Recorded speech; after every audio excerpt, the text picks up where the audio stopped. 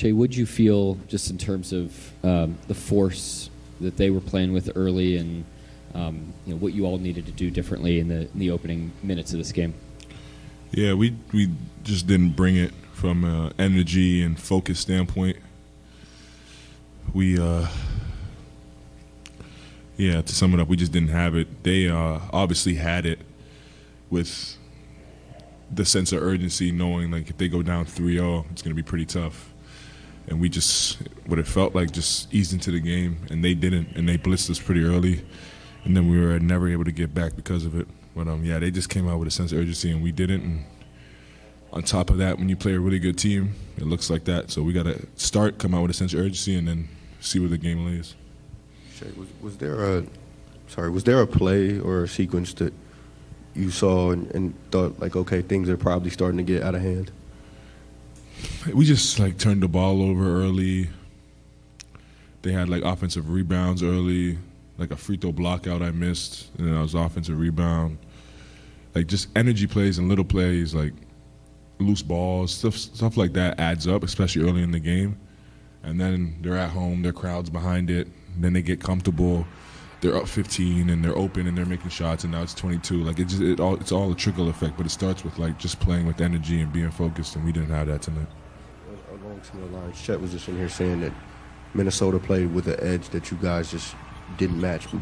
Why do you think that is, that you guys didn't match that edge? Yeah, I'm not sure. I'm not sure. The same thing kind of happened in the Memphis series. We came out in Memphis and they blitzed us. I'm not sure. I guess both situations we were up 2-0 going into Game 3, and we went on the road and they blitzed us. But we don't try to go out like that, I promise you. But whatever it is, we got to figure out if we want to reach our ultimate goals. But that's what the days in between are for, to get better. Shay, we've seen you have the occasional off shooting night. This felt like it was really tough for you to generate looks. What was different from the first couple games in terms of you being able to get looks and to get any kind of rhythm? I think it starts with I honestly feel like they were obviously heavy on the shell like they always are. We got some pretty good looks early in the game from 3 and they didn't fall.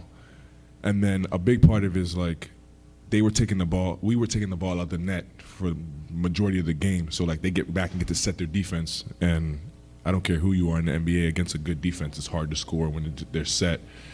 And in the past 2 games, it hasn't been that. We've been able to get stops and run and play. And like I said, when you take the ball out of the net every time down, it's tough regardless. So I think that was part of the problem was our defense into our offense. And then, with Ant, you guys obviously made it tougher in the first couple games. Mm-hmm. He dominated from the jump tonight. What'd you see from him that allowed him to get in such a groove? Yeah, he got some early ones, like turnovers, fast breaks. He got some early ones easy. And with good players, you can't let them get comfortable early. It looks like that. So, yeah, we got to be ready from the jump. That goes back to the sense of urgency and the focus on the game plan and what he's trying to do out there and what they're trying to do offensively. Shay, for so much of this season, you guys have been, able to, bump people and, get people out of their offense and blitz people.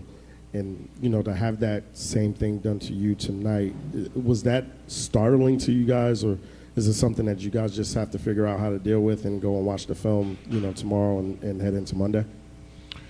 I wouldn't say it was startling. It just it happens. You're never going to be perfect in life in a long season. Now you get punched. It's about getting back up. It's about responding, and that's what the next challenge is. We got punched in the mouth today, and next game we're either going to get back up or not, and we'll lose the game. But we have a decision to make for sure. Kind of a follow-up on that. You guys all year, last 2 years really, have been a team that put your foot on the gas defensively to either expand a lead or get back into games. Why'd you feel like that wasn't working tonight? They got too comfortable, and they were playing with a desperate mindset, knowing where the series was laying. And then you give good players comfort in their building with their home crowd behind them. It's in a moment like this in the Western Conference Finals, it's hard to turn the water off. So yeah, that's what that was. Anybody else? Here we go, Mike. Last one. You talked about punches, throwing the first punch. Mark said the same thing. What goes into feeling like you guys threw the first punch? Because I can't imagine it's as easy as you guys lead and that's the first punch. What makes you feel like you guys really set the tone? Say again, sorry? About throwing the first punch. Mark talked about it. You're talking about it. What makes you feel like your team in a game, you guys threw the first punch?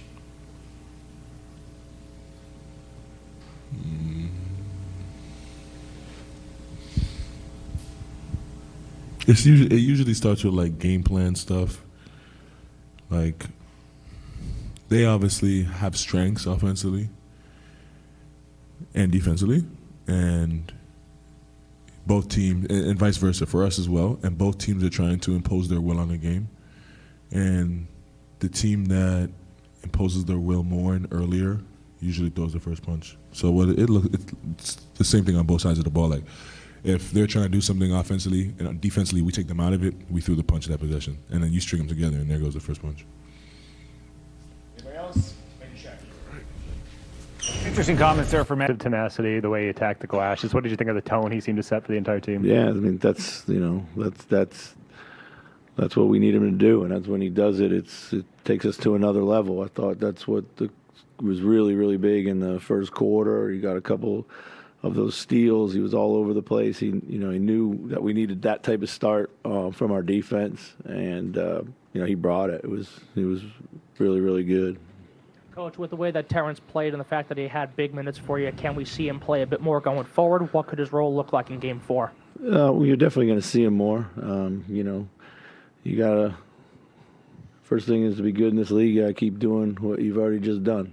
So we just want to see more of the same, but we know either way, whether the shots go in or he scores or doesn't score, he's going to bring energy and competitiveness. That's what we really love about him. So, yeah. Coach, talk about Nasri getting back strong today.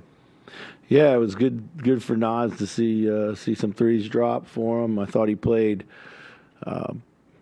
much more definitively and just confident, and thought the only thing that kind of got in his way was a little bit of foul trouble. He's starting to get some momentum. But, he's been so important to us, and we need him. And, I thought he gave us another kind of gear, too, out there. So, Chris, they came out of halftime, an 11-2 run, and you guys called a timeout and then went 20-4 back. What was the key in that timeout to kind of reground, refocus things? Just to, yeah. Welcome to Minnesota.